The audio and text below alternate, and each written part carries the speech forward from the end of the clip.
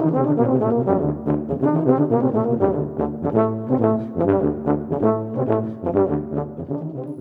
hello and welcome to the latest episode of The Brass Junkies. I am your host, Andrew Hitz, and I am joined by my beautifully talented, in spite of his obvious emotional, physical, and spiritual limitations, Lance LaDuke. Lance, how are you? I'm optimistic. You sound it, man. It's almost Thanksgiving. Yeah. What are you making for Thanksgiving? I'm making the traditional hummus and pita chips. The traditional pita chips. Actually, we got it worked out. So we have a limited number of people coming in. See, we're now at that point where we're too old to go to any place, and our kids aren't quite old enough. They're old enough to have to choose where they're going now. So it's perfect. So 2 or 3 are coming to our house, and then our good friends, our neighbors, 2 or 3 are coming to their house. So we're splitting it up, and we're doing appetizers, drinks, and desserts, and they're doing all the mains and sides. And so it's kind of ideal. There you go. And you? I'd like to point out that's not as ideal as like no one coming over, but it sounds true. I mean, half the work, twice the fun. Well, whatever helps you sleep at night, Lance. Actually, I like these guys. I was going to say it all depends on whether you do. And you wouldn't have said that you do if you don't, but you would have just not said anything if you didn't. So if we didn't like them, we wouldn't be going over there. Yeah. Fair enough. Oh, here's a story. Well, but you just said we. There have got to be, there's got to be some of Hannah's friends, not that you dislike, but there's some you probably love, and then others that are just one of Hannah's friends. You should probably name names. I doubt they listen. It's true. Yeah, I've always gotten a bad vibe on the from second Cindy. Point. No, Cindy's all right. There is a Cindy. Did you know that? That's the funny part. Yeah, that was a swing in the dark. I like it. It scared me a little bit. I got a little, but no, these are neighbor friends, which you can have neighbors and you can have neighbor friends, because neighbors is a function of geography. Neighbor friends they have to have made the cut. Wow. So these guys are very good friends, and so we're going to enjoy our time with them. So you define neighbors by geographical proximity? That's really cutting edge of you. I know. I'm just saying that not every neighbor is a friend. That's the only thing I would say, including we need an update. You totally need an update. Yes, because we totally planned this. Yes, I remember. What's her name? Her name is awesome. Her Schmedna Schmay. Yeah, right. So Schmedna Schmay. So we had the situation in which I was called a jagoff. Was this this was 122 or 123? It was not I don't think it was Alan. No. It was 2 or 3 episodes ago where Lance's elderly neighbor called him a jagoff, and then you barked something back like you would know or something. I said one of us is. One of us. One of us is super mature, bro. So speaking of mature, later that same day, I can't believe I kept forgetting to tell you, that same day, it's 4 hours later, and I'm either on the back porch, I don't know, Hannah's on the back porch and I'm in the backyard, or vice versa, and she comes back up to the corner and she calls my name. And did she call you Jagoff, or did she call you Lance? No, she called me by my name. Okay. Well, they're interchangeable. So she said, "Hey, will you come down here?" And I was like, "Hannah, come on." And Hannah was like, "Hannah, bring the brass knuckles." Hannah was like, on the way down, "You be nice. I don't care what you do. Just be nice. Just be nice. Just be nice." And I go down there. She goes, "I want to apologize." Whoa. She said, "I totally lost my cool." She said, "I understand this tree's not going to get that big. I mean, it's going to take a long time, and it's your yard, and I'm really sorry that there's damage in your yard. And do you want me to have those guys come back?" And she was like, "I lost my cool. I'm really, really sorry." Did she say, I just want to apologize, Jagoff? She didn't. And I said, "Well, I'd like to apologize too." I said, "Thank you very much. That's very nice of you. I lost my cool as well. I'm sorry I said those things." And that's the last time I've seen her. So there you go. See, happy ending. One of us is. That's like total like. Yep. That's the retort. I know you are, but one of my. That's the retort of a mildly quick 12-year-old. Yeah, like one of us is. Yep. There you go. So, and then the other piece of data that I wanted to share with you, which is apropos not of that, but I have had two recent superfan stories. One superfan story is I was at school and there's a bass trombone player who's getting it's either getting a master's or an AMS at Carnegie Mellon, and he stopped me in the hall and he said, "Hey man," he went to Michigan State for his undergrad. And he's like, "Hey, man, I just wanted you to know, I drove to Michigan this weekend, and I listened to 5 of your episodes back to back." What is wrong with that youngster? That's what I said. Wow, man. I go, there's something wrong with you. He goes, yeah. If there wasn't, there is now. He's like super into it. So I hope you're listening to this on a nice long car ride. And then the other thing is my stepdaughter's coming home tomorrow night. Let's see how I can make this story as short as possible. She did a semester in England, and so we went over and had dinner with her one of the nights we were there, along with this a classmate of hers. And her classmate is dating a trombone player who is our super fan. And so my stepdaughter thinks it's hilarious. She's right. So my wife tells me that my stepdaughter's friend's boyfriend thinks that you and I are some sort of what would the terminology be? I would have to come up with my own terminology. I mean, he is a big fan and a trombone player. So insert your own descriptor there, people. We are really a pretty big deal in the brass podcasting community. That's true. Yes, there's like 4 of them, but we're one of the 4. So you're pretty good. Yeah, but I'm pretty good too. Yeah.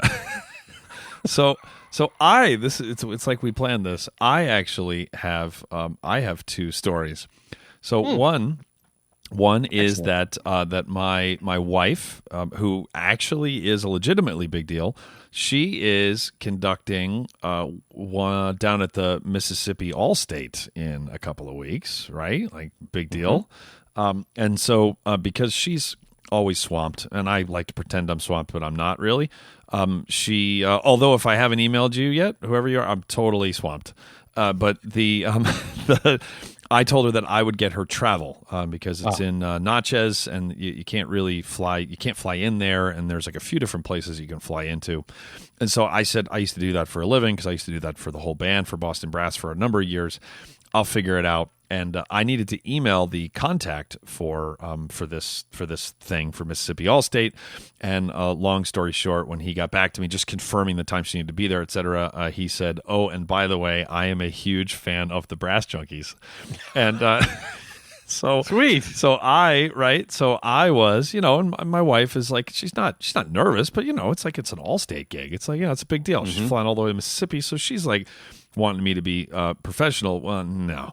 So I then emailed this guy back, and I said, "Wow, small world." I said, "Thanks for the info." And then I said, "If you call me a podcasting legend in front of my wife, then I will. You can name your price. I will send you any amount of money that you want." And so I told her, I was like, "Hey, honey, guess what the contact said?" And she said, "What?" And I was like, "He said he's a big fan of the Brass Junkies." And she said, "Oh God." she was disgusted. So, which I thought was pretty funny.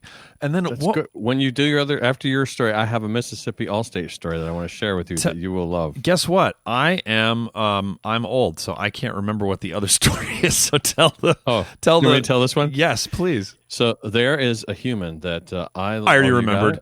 Okay, go for it. No, go ahead. So his name is Tracy Wright, and he is on the staff of American Band College. He's a nut job. He's a nut job. He's in awesome. all the right ways. He's one of us. He's one of our people. He's a band director. He either lives in Georgia and teaches in Tennessee, or he lives in Tennessee and teaches in Georgia. One of the other. He's right on the border there. Yes. I think it's the first. But anyway, he was asked to be the conductor of the Mississippi Allstate a few years ago. And do you know this story? No. Did I tell you this? Nope. And so he said that, and it was right after there had been one of the hurricanes came through, and they were still rebuilding down there, and they didn't want to put him in the same hotel that all the kids were going to be in, and where they put all the kids for the Allstate, that was the only hotel to put him. He was like an hour away, and they apologized. And they said, but this was like the nicest, so he's in a Hampton Inn or something down further south. And so he is trying to find something to eat, and he sees this sort of authentic seafood place. And so he's like, I'm going to go over and get some seafood. It's obviously like authentic seafood think, means well, it's not fake crab.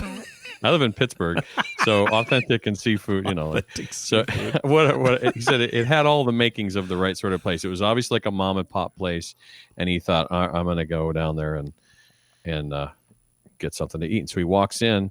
And like he said, it was one of those cartoon moments when there was like a big sucker thing across his forehead, like they saw him coming in. She's Nice. like, "Hey, darling," and so he sits down, and she said, "Well, what do you have?" And he said, "Well, I believe I'll have some seafood. What do you guys have?" She goes, "We got both kinds." And he said, "Both kinds?" She goes, "Yep, we got shrimp or catfish." And he goes, "I'll have the catfish." And she goes, "We're all out of catfish." He goes, "Well, I believe I'll have the shrimp." And she goes, "You want it fried or boiled?" And he said, "I'll have it boiled." And she goes, "Oh, boiler's broke." So they only said, had "I one guess I'll thing. have it fried." So then she goes, "You want fries or hush puppies?" He said, "I'm afraid to answer." She goes, "I'll bring you hush puppies." He said, "Okay, fine." So now out comes this mountain of food. And he was like, "Wow, ma'am, that is a huge portion." She goes, "Well, we had a little bit extra, so I just gave you the extra." And he said, "All right." And so then he eats all the food, and he goes to pay. She gives him the check, and he's like, "Ma'am, you've charged me for 2 meals." And she goes, "Yeah, that's right." He goes, "Well, I just ordered one." And she goes, "But you ate 2. Oh, no. So I believe I did. And he paid the bill and left. Wow. So when you see Tracy, it's 15 times funnier with his flavor of accent. On Yeah, I guess. Wow, I had not heard that Bold. story. I'm not sure how I had. Scrimp. So the other so- Mockingbird, the other Brass Junkies story involves the Mockingbird Foundation, of which I am honored to be on the board of directors. And we are all fish fans, and we have, if you've never heard of us, we have donated almost $1.5 million to further music education across the country over the last 20 years. One of the coolest things that we do is something called tour grants, and in a few days, Fish is going on tour for, it's pretty short, it's like 7-show run, and we find a school in every town or near every town that Fish is playing in, and then we give a miracle grant that is totally unsolicited. They have no idea it's coming. We just send them a check and say, thank you, buy some instruments, which is pretty cool. And I'm on the grant making committee, so I make some of those phone calls. Well, anyway, I'm not going to announce the school right now or where the city was, but it's one of the cities that Fish is playing because those get announced in real time. But I called the principal, and then they transferred it to the band director. And anyway, I'm talking to the band director at this school. And they are and so we're chatting, and then I said, "So what's your instrument?" And he said trumpet, and I said "Oh," I said, "Oh man, I said, you seem so nice. I've been making fun of trumpets, for my whole life, but you seem so friendly." And he said, "Oh, I'm a huge fan of the Brass Junkies." He didn't even tell me that he knew my name or who I was. We've been talking for like 10 minutes, and then he was like, "Oh yeah, I'm a huge fan." I was like, "Oh wow, there you go." So we just got some random. I randomly called a band director fan of the Brass Junkies and was like, "Would you like a check for your band?" So that's kind of cool. So yeah, with each person that comes out of the woodwork, my wife gets more exasperated. So which is great. So because everybody loves her, and we were just at VMEA, and everybody tells her how wonderful she is because she is, and she still doesn't get a big head. It's all very off-putting to me. So yeah, all of it, all the accolades, and then the fact that it doesn't change her attitude internally or externally. It's exhausting. So, but I'm a much bigger deal in the. In the low brass podcasting community. So that makes sense. Yeah. Should I talk about the Pappert people while we've paused here for a moment before we launch into quote unquote content? Yeah, this is just like a holiday, like Lance and I shooting the you know what, and we've got we've already got a great guest lined up for tomorrow.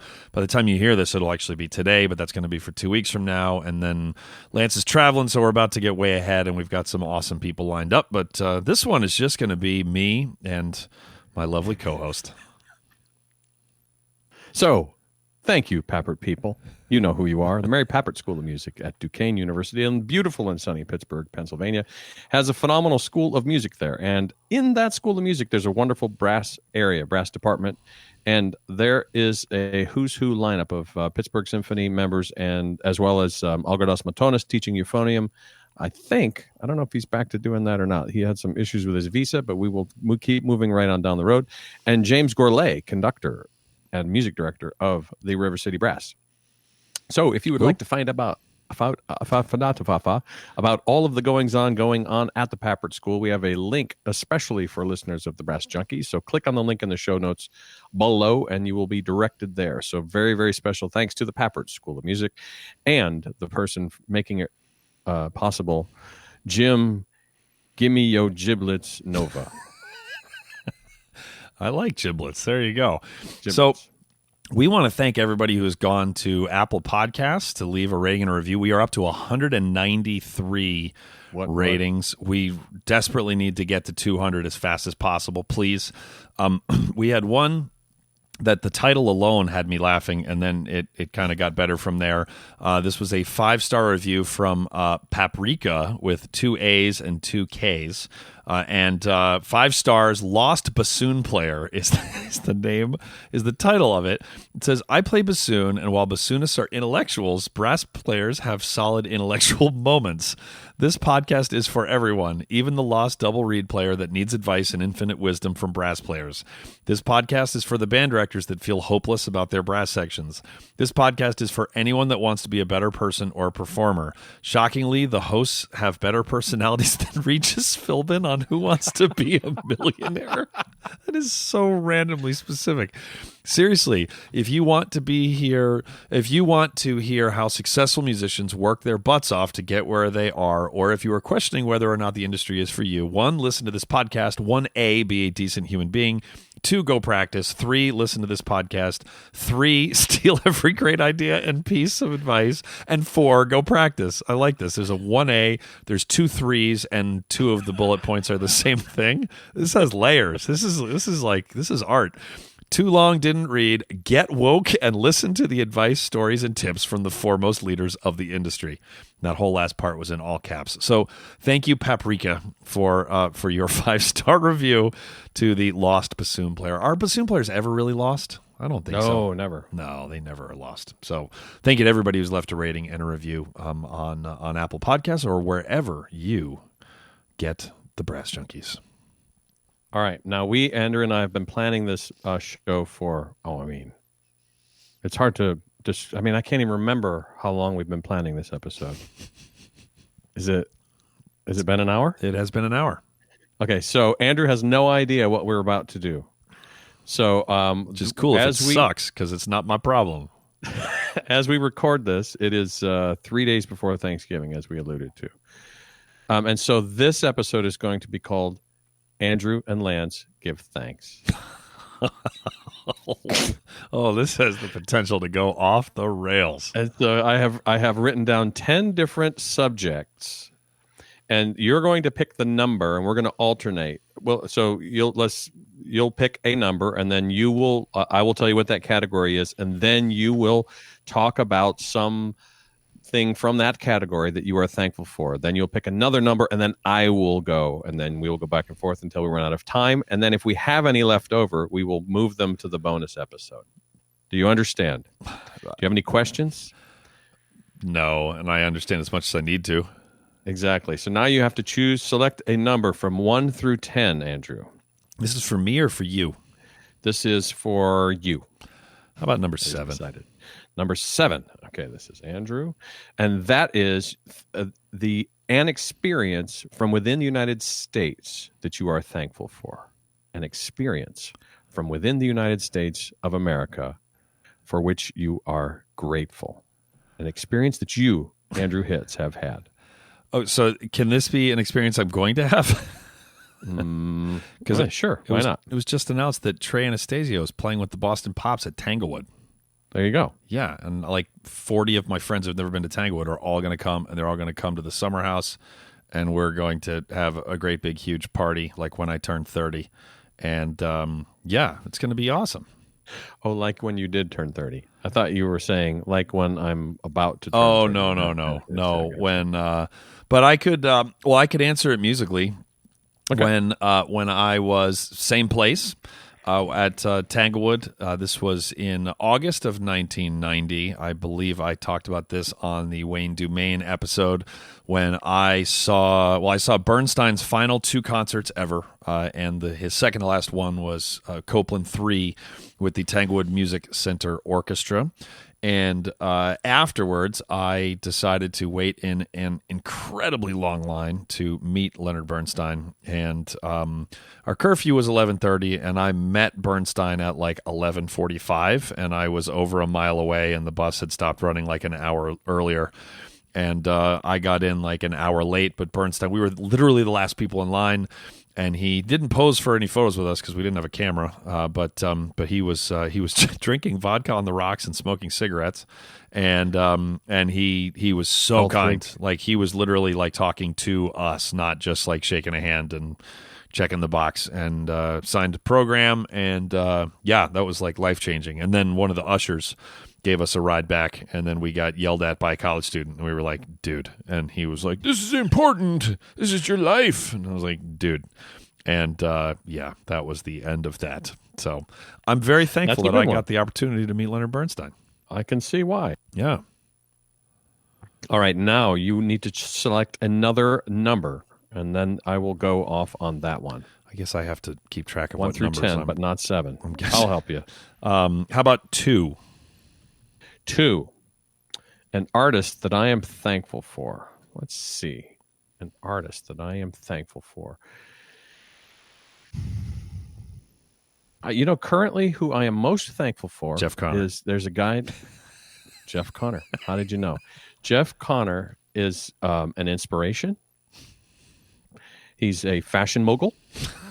He taught me more about food than anyone I've ever known. And my dad was a chef.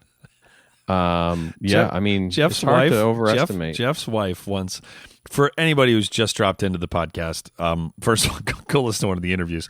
But Jeff Connor is our former colleague in Boston Brass, and his wife famously once said that Jeff will eat literally any recipe in the world as long as you stop after the 3rd step.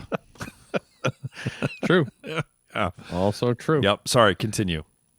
No, I'm going with, I was going to go with, I'm writing it down so I remember. I was going to go with Mark Cohn because I've been hooked on Mark Cohn lately, and there's a fantastic Mark Cohn is a singer-songwriter. He did Walking in Memphis and all those other, well, not that many hits, but he's just awesome. That's and his latest album, and he doesn't put out many albums, he's sort of the opposite of the guy I'm going to talk about in a second. Not a huge output of music, but all of it is awesome. And he's got a brand new album out with the Blind Boys of Alabama. And nice. They each do some stuff individually, and then there's a whole bunch of live stuff with them combined on stage. And I don't listen to that much music. And this is, I couldn't tell you the last decade where I had this experience where I listened to this album, and as soon as the album was done, I listened to the entire album again. I just love it. Was like so good. I was so into it. But anyway, the guy I want to talk about, I've talked about and prattled on about before here, and that is Elvis Costello. I knew it. I was going to guess that. I've got his discography pulled up on Wikipedia. See, it's going to be Costello or Tom Waits. It's going to be one of those two. So why I chose Elvis Costello is Tom Waits was the other backup, but Tom Waits is who he is, and he's always kind of been that, and he just sort of. It's always awesome. And the thing I've enjoyed the most about Elvis Costello are the twists and turns. And sometimes he doubles back and revisits things. And sometimes he plays with a string quartet. And sometimes he plays with the Metropole Jazz Orchestra. And sometimes... I didn't know he recorded with Burt Bacharach. Yo, that is a fantastic record. Because it was on the second Austin Powers movie. They collaborated on a tune and they hit it off, and so then he went ahead and did an album. They did an album together where they collaborated. Yeah, it's called Painted from Memory. Record. It was released on September 29th, 1998. It was beautiful. His album with the Roots is super cool. His album with Alain Toussaint is really, really awesome. Like he really appreciates. He's a music fan and geek and appreciates it as well. So he wanted to make sure that as many people as possible knew about Alain Toussaint, and so he did an album with him. He thought that Burt Bacharach, nobody kind of remembered who he was anymore, so he did an album with him. And so he's sort of boundless in terms of style, and I love just his collaborations, and I'm thankful that guy is walking the planet still. There you go. I have to relay the experience that I was once in Tokyo in a 7-Eleven at like 1 a.m, and I was focusing really hard on not knocking like end displays over, and a Tom Waits song came on loudly in a Tokyo 7-Eleven with the room spinning, and I was like, "What is happening? My life is weird." Well, and it's weird that you have had so much time. You've spent a great many hours with me and a great many hours with Rex Martin, and both of us are huge Tom Waits fans. Rex Martin is who turned me on to Tom Waits. It was before a lesson. He used to say, check this out, because I still listen to a ton of music, and I think Rex never told me this, but I think I talked about music as much as anybody in the studio, maybe as much as any other 5 people combined. So I took Rex to a Phish show. He saw actually a legendary Phish show. He saw Halloween '95 when they covered all of the Who's Quadrophenia. What was his take? He liked it. He didn't think their singing was any good, but that's because their singing sucks. But but they know that. He liked it. It didn't change his life, but he liked it. So, and actually, so I want to back up for a second because it just occurred to me that there is a story which ties both Jeff Connor and Elvis Costello together. Oh boy. Let's see. I will. Well, so Jeff and I were at a place, and we knew that in the next building over from the building that we were in, Elvis Costello was there. Really? And Jeff knew how much I liked Elvis Costello and was going to, in fact, did go over to this other building, and he exerted all of his powers of influence to try and hook up a meeting, but was unsuccessful. Well, that's Elvis nice, Costello was touring with his wife. Well, he was just hanging in the bus with the kids while Diana Krall was on tour. Got it. But yeah, so there you go. There you go. Thank you, Jeff Connor, for the attempt. Thanks I appreciate it. Yeah, exactly. Well, he's gotten you just as many Elvis Costello meet and greets as I have. Just saying. Well, good point. Okay, it's your turn. You're going to choose a number from 1 to 10 that isn't 2 or 7. How about 3? 3. What piece of art are you grateful for, Andrew? What piece of art? I left it purposely nebulous. Could be a film, could be a song, could be an album, a daguerreotype, a short film, a long film, a mid-sized film, a sculpture, mural. Well, I've already talked about Phish, so I won't talk about Phish. You're very thankful that this thing exists. It impacted you so greatly. There's a few Monet paintings coming to mind. Leaves of Grass by Walt Whitman is coming to mind. In terms of movies, The Godfather. In terms of albums, I mean, there's just so many. How about a concert that's also an album? Two from the Vault from the Grateful Dead. That one I got early in my Dead fandom. Opens with a Smokin' Help Slips Franklin's. Slips Franklin's. I'm pluralizing words that shouldn't be pluralized. God, there's just so much. There's so much. Books, Linchpin by Seth Godin would be a good one. Your solo record. Yep, of course. Sorry, I meant to say that first. Well, the entire Led Zeppelin, everything that Led Zeppelin ever recorded. That should go at the top. I recently, within the last 6 months, you mentioned my solo album, so this just popped into my head.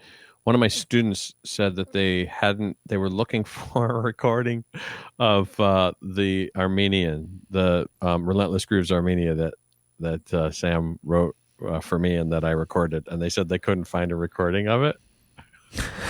One of my students said they couldn't find a recording of it, and I just looked at them and didn't say anything and had that look and they kept looking at me and I kept looking at them, and then slowly you could see them just trying to put that Rubik's Cube together in their head, and a little bead of sweat down the temple, and it was one of the best.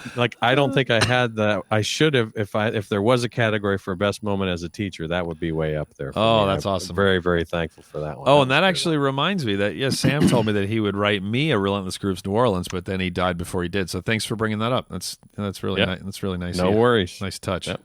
Give thanks. All right. Number 4 for you. Oh, okay. So this is a piece of technology. So what piece of technology am I most grateful for? I thought about this because you're the technology nerd. Pithy and saying something like a flushable toilet, which, you could do worse. I think that's a pretty good one. But I would have to say Parker mouthpieces. A Parker mouthpiece. He makes, really fine component mouthpieces for customizable component mouthpieces for horn, trombone, euphonium, and tuba, including the Andrew Hitz Artist Model Tuba mouthpiece and the Lance LaDuke Model Euphonium mouthpiece. Wow. You can find out more about this cutting-edge technology at parkermouthpieces.com or follow them on Facebook, Instagram, and Twitter. Oh, and by the way, at Shenandoah Brass Day, Lance, I can't believe I forgot to tell you this. At Shenandoah Brass Day, I was working with all of the brass players. We closed with a big brass ensemble thing at our concert. And by the way, an aside on the aside, the faculty quintet now at Shenandoah is ridiculous. It's Mary Bowden and her husband filled in. It's going to fill in anytime we need him. Dave Dash on trumpet, Jeff Pilkington, principal of the Kennedy Center Opera on horn, Matt Neese on trombone, and myself. And it's ridiculous. We read a really difficult Kevin McKee piece that was 7 minutes long, an hour before the thing, and then we performed it and knocked it down. It's meter changes. It was it's insane. So, but I told all of the students to email Mike Parker with some off the wall mouthpiece question. I was even feeding them. I brought it up I was quizzing them. I brought it up an hour later. I was so where do I, parkermouthpiece.com. It was so, I think Michael, if for anyone new, we like to send people to parkermouthpieces.com and then email Michael with ridiculous, do you have any mouthpieces that'll make me sound like a bassoon? Or double bell euphonium is always a good one. Or there's a shooting pane when I play. Do you have a Novocaine releasing mouthpiece, or those type questions? So please do that if you have any follow through and like to pile on. He's a dear friend of ours. It upsets him and it makes us happy. So just go to parkermouthpieces.com, email him something ridiculous. So thank you in advance. Here's a not nice thing I did to a student recently. He actually plays on a Parker mouthpiece, but he bought one of those. It's not a Parker rim. There's this rim that's, I don't know is it the wedge? I can't remember. I know so little about. But anyway, it's black, and it's supposed, I don't know what the heck it's made out of. But you're supposed to there's like it's directional. In other words, you have to have it at a certain orientation on your face. There was like 5 minutes when you and JD were all about that in Boston Brass, and then you stopped talking about it. Well, because we went to, it was actually me and the trumpet boys. The three of us went, and we met with who's the horn designer guy and the tech for Yamaha in New York City, Bob Malone. And so we were there, and we walked in, and Malone's got this look on his face, and we're like, "What's the matter?" And I didn't.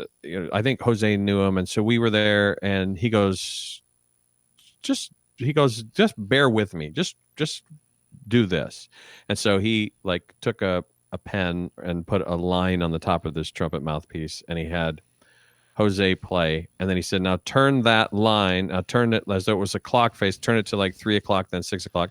And he said, as good as the machinery is, it isn't perfectly round, and there is a slight misshape to these mouthpieces. And so how you have the mouthpiece in the lead pipe can make a subtle difference. And I thought it was voodoo, and then I actually heard a difference. Or did I? But I was sure I could hear. I was positive I could detect a difference. Tell me when you can feel this. Exactly. And so, should we tell that? We've told that. We've told it, but we should tell it again because I'm told it's not super endearing when we share inside jokes that we don't explain. And this is funny. So, okay, yeah, do it. So we were driving somewhere in Boston Brass. Jeff Connor was driving. We were in a minivan, and we were all in the same van. How which was that? weird. That didn't happen very often. Nope, How did we do that? I don't know, but I remember I was in the van. We were all in the van, I think.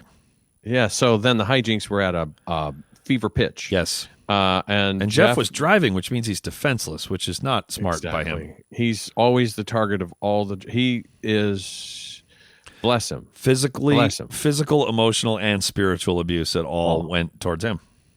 Yeah. I mean, for a couple of years, every night I would empty my spit valve on his foot during caravan. And every night he would react, which caused him to get it for one more night. It was just like, the night that you just look at me is the last night that it happens, but he just jumps and freaks out. But anyway, so Jeff, yeah, not nice. I'm not nice.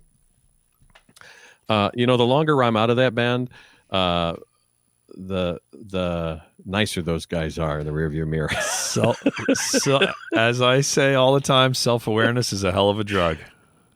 Yeah. And so Jeff was driving, and I was directly behind him reading a magazine or working a crossword puzzle or doing something. But sitting back, my legs crossed, I was quite comfortable, and I said, "Hey, Jeff." Without even leaning forward, he said. Yeah. "Let me know when you can feel this." And he started freaking out. Like, what are you doing? What are you going to do? Swatting at the air. He's swatting behind, and then all of us are dying laughter. So he thinks that Lance is doing something. Oh man, that was the most brilliant own I've ever seen. That was the peak of road band hijinks. Like, you were doing a crossword puzzle. You didn't even move a muscle, and you had one of your bandmates freaking out while he's like swerving between lanes. Yep, that was good. Okay, and so the actual piece of technology is the Easy Pass. That's the piece of technology I'm most grateful for. And I don't use it as often as I used to, and every time I use it, I go, "Oh, thank goodness I don't have to stop." Yeah. Yep. It's a little thing, but an important thing. We're not going to get through many of these. This is I figured this might be the case. It's weird because we're usually so brief. I know, concise, pithy. Brevity is going to go on my tombstone. All right, so we have one. So I'm going to do number 9. I'm writing it down. 2, 3, 4, 7, and 9. So Andrew, what is a memory or experience from high school that you are grateful for? That did not involve dating. I don't know what you're saying. He's just, I've lost him. We got to be able to tell it on the show. Well, should I? Yeah. The flaming one? Yeah. No. Yeah. Should I tell that? Well, now you have to. It seems like it. There's a way to tell that one clean, isn't there? Yeah. So You played Light My Fire? What did you play? No, I remember now. Me and four friends signed up for a talent show at the Boston University Tanglewood Institute, and we were playing Copeland 3 in the orchestra, which is quite a lot to bite off and chew as a high school group. And we signed up as dance variations on Copeland's Third Symphony. And the five of us went, and one guy had a boombox, which we had the recording of Bernstein and the New York Phil doing Copeland 3. And the last movement starts with that contains what is Fanfare for the Common Man, and it starts with the woodwinds playing that chorale. And anyway, the other four of us, we turned off every single light in the entire theater, like pitch black, which got us in a lot of trouble, except for one light downstage. And you could barely make out we were lying on our backs with our feet facing the audience. And then the drums come in, boom, boom, boom. And then right on beat 4, all of our legs went in the air, and we all then took out lighters and then proceeded to light our gas on fire.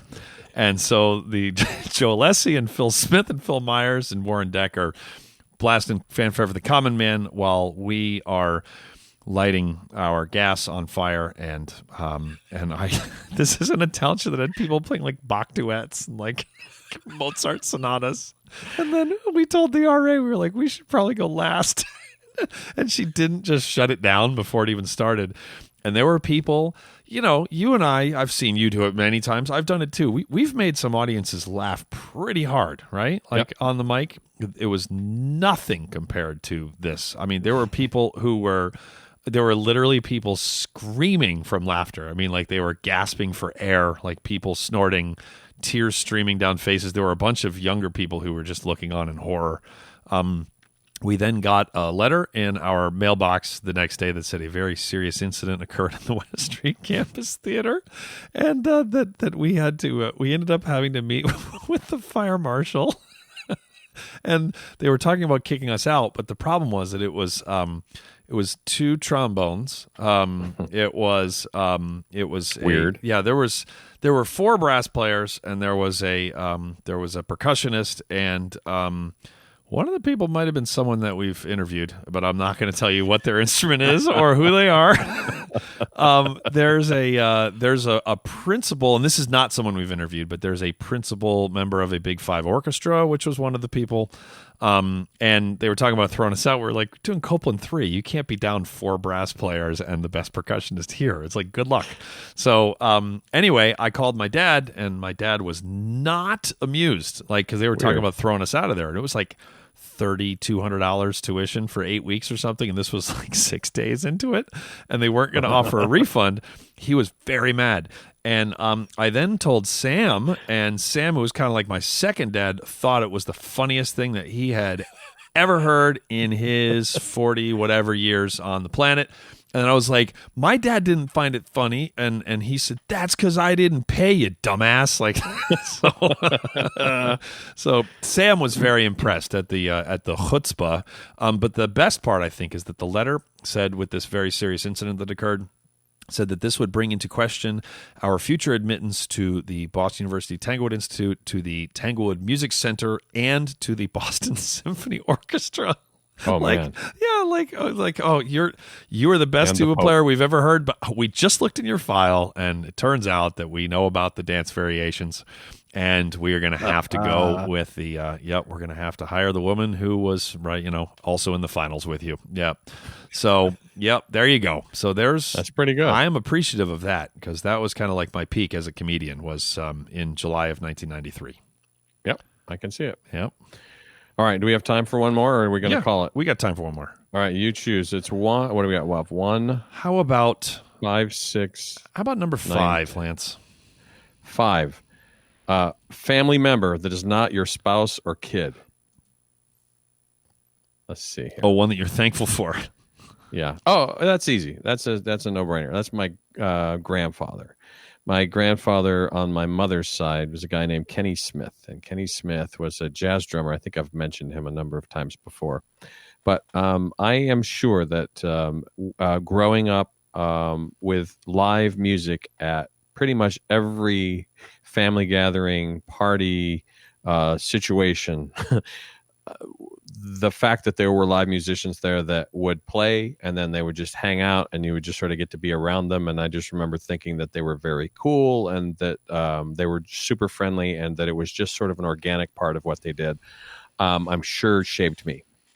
And being able to see him in, parades and we'd just go to a restaurant and he'd be playing music there was really, really cool. And so I'm very, very thankful that I got to know him. I played a little bit. I'm trying to remember if we ever played on stage together. We jammed at his house. In fact, I remember this. My brother reminds me, one Christmas Eve, my grandfather and my brother and I stayed up until I don't know what time, just jamming in his living room.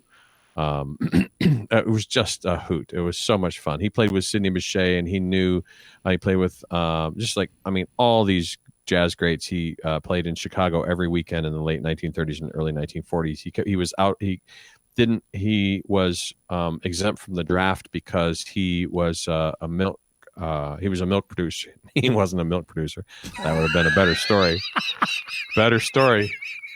That would have been a better story. Grandpa top me off. My coffee's getting. Anyway, he was the guy that would drive to the farm and pick up the milk from the farm and take it to the dairy to be processed. And so that was too vital of a role.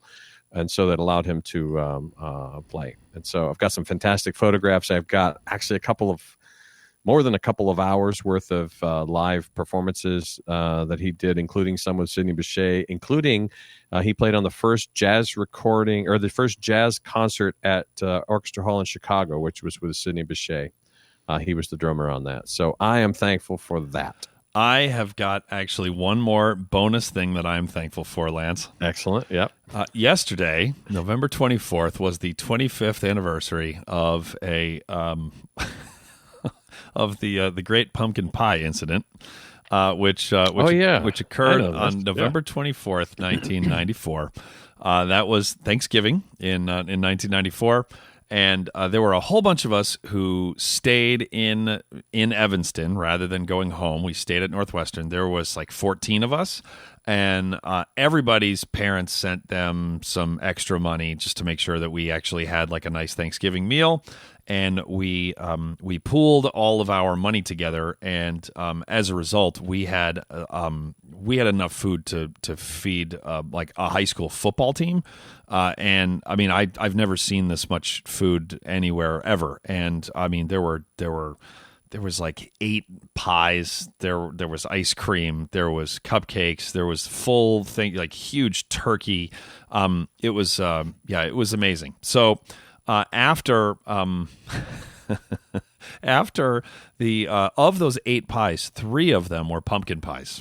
So we had 3 large pumpkin pies, and then after dinner, after the largest Thanksgiving meal that I have ever eaten, that I've ever seen, my friend, who I will only address him by his nickname, which we called him Lothar at the time, Lothar, I went to go get a piece of pie. We were watching football, and I couldn't believe I wanted a piece of pumpkin pie, and I couldn't believe that there were only 2 pieces of pumpkin pie left, like out of 3 pies. So there was 22 pieces of pumpkin pie had been eaten in like a half an hour after dinner, and there was like dents in all the other pies.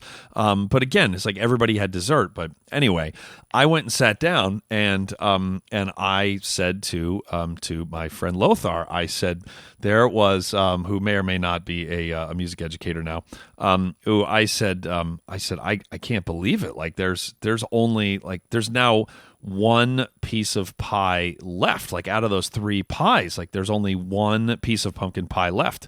And he said, yeah, I had 2. And I said, yeah, this is my second piece also. It's like, but people are eating other kinds of pies. This does not explain where 22 pieces of pumpkin pie went. And then he said, no, I had 2 pies. He had eaten 16 pieces of pumpkin pie and seemed otherwise normal after Thanksgiving dinner. And so we celebrate that every year, and this year was the 25th anniversary. of Those two shall Lothar pass. eating 2 whole pumpkin pies. That's pretty good. Yep, and I got to tell Mallory Thompson that story a couple of years ago, which she thought was very funny, and Lothar was horrified. So I was like, hey, man, I'm sorry. So anyway, we need to have her on, by the way. I bet she'd do Fine. it. She would be great. hilarious. Holy moly, she'd be hilarious. She'd probably have some good hit stories, too. So, because I was always early, I was always prepared. But, yeah, there were times when I looked like I hadn't slept, even though it was 2 p.m. And there were times when I hadn't. So... But, those would be some good stories. So, Lance, the last thing I'm thankful for? Yes. No, don't say it. It's Jeff Connor. I knew you were going to say it. You beat me to it. Yep, I just am. That pickle-loving fool. All right. All right. Hey, this was good.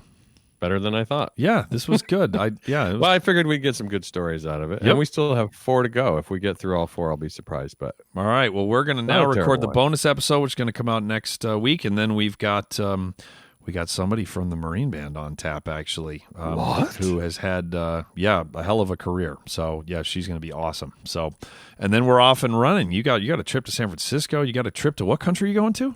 Malawi in January, so we're gonna get some in the can, as they say, and we're gonna get a little ahead and launch into the new year as we slowly catapult towards 150. So, all right, I don't know why Lance has the giggles, but I'm just gonna keep right on I moving. took one in the can. I'm sorry. Oh yeah, there you go. All right. Thank you all for listening. Thank you all for all the Patreon patrons. If you want to hear the bonus episode, go to patreon.com/thebrassjunkies. You can learn more about it there. And thank you to everybody who's already done that. Again, the ratings and reviews are the best. And for sharing, for subscribing, for sending us emails, for sending Parker emails. We're really, really thankful for people that go to parkermouthpieces.com and send them an email. I was going to save this, but I want to tease the bonus episode. At one point, you asked people to send me emails, and I received 2 of them, and I thought I would share those on the bonus episode. There you go.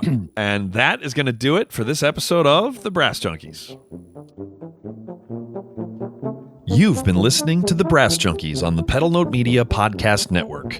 If you would like to hear the bonus episode featuring today's guest, please visit patreon.com/thebrassjunkies to learn how you can support the show and instantly access all bonus materials, as well as gain access to a special patron-only Facebook group.